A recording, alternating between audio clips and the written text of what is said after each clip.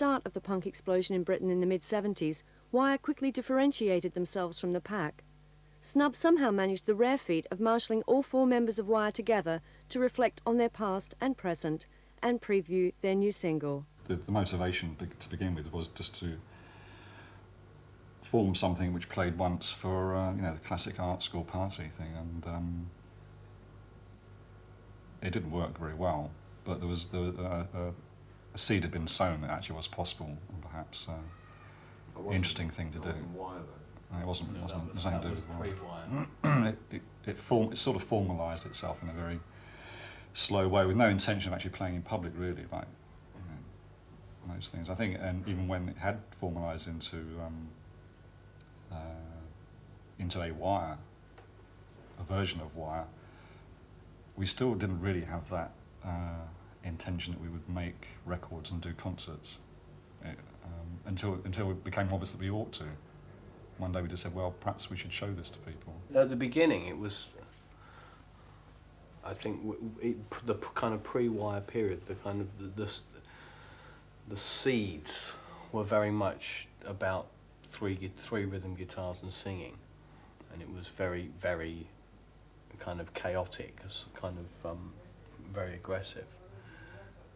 In the post-George period, there was this sudden honing down into something which may not have been about musicianship, but it was razor sharp, and it wasn't punk rock. All of a sudden, it had a kind of darker quality, and it also had a quality of pastiche. It's always been intuitive. Yeah. It's always been like that. There's always been that slightly I think humorous edge to it as well. It is quite funny the way it's developed.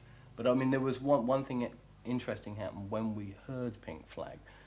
When we actually heard it when it was recorded, we suddenly realised that we've made something. And then we also realised that we didn't need to make that one again. And that was a fantastic liberation.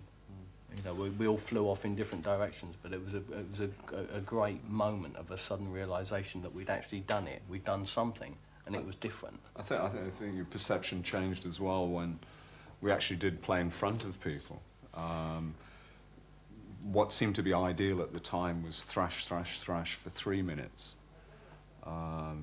People could get up a large amount of steam pogoing, when in actual fact, because of the arrangements that we had, things stopped after 20 seconds, which was a perfectly natural arrangement for us, but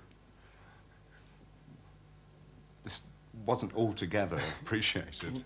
They would be caught in mid-poke. You f***ing bastards, what do you think you're doing, you know? Because a lot of your songs actually seem to be about things like the sort of degeneration or the degeneracy of mass culture. I think one can't help but notice it, and it's bound to leak through in the writing in a very natural way, rather than actually saying, I'm going to write about. Whenever you start looking at something which is even optimistic, you suddenly, the deeper one thinks about it, or the more you plug into the subject, even in an unconscious way, not researching it as such. The darker side of it tends to be more important than the optimistic side.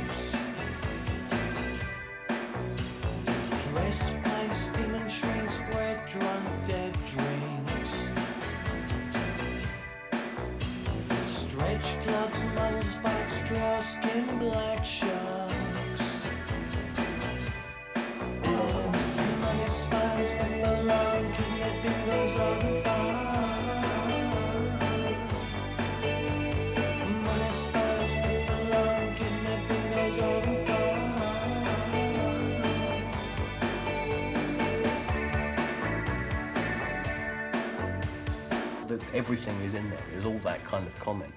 You know, Kidney Bingos is a piece of social commentary. It's social commentary much more like a documentary than a piece of banner waving. I think we still retain an innocence which might or might not have been present pre-1980. I think we still approach the work in a very open and innocent way. I'm not sure whether that's to do with us as personalities, individual personalities, or it's because it's the way that Wire works. You know, we have to, in a lot of ways, empty our pockets before we start thinking about being an ensemble. The buzz in the ear is something which annoys you. I mean, I wish, you know, I was just trying to focus on this, but they won't stop that noise, you know. I mean, the noise can also refer to music. I wish they'd stop doing it. For Christ's sake, they just turn it off.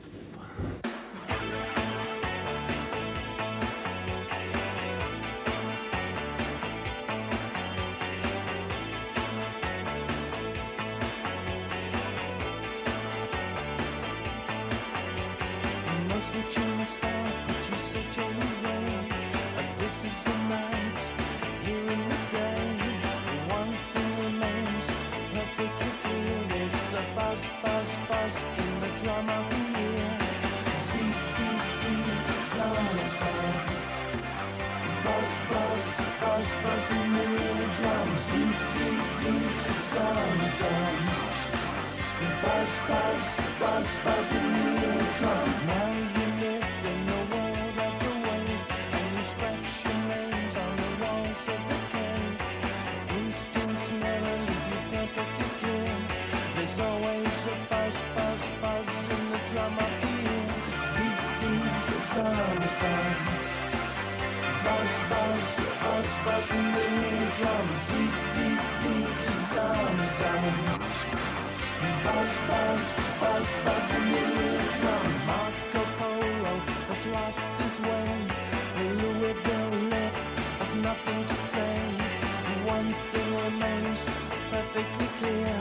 The buzz, buzz, buzz in the drum of the ear.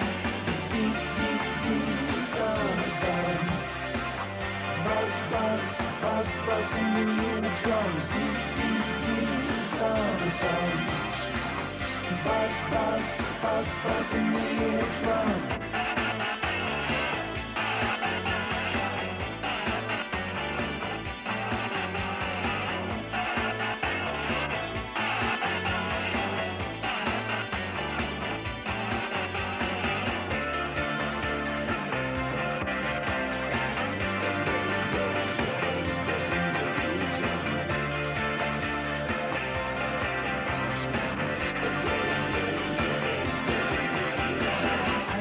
Turns out very nice. Hannibal is afraid of mice. One thing remains perfectly clear. It's the buzz, buzz, buzz in the drum of the ear. See, see, see, sound, sound. Buzz, buzz, buzz, buzz in the eardrum. See, see, see, sound, sound.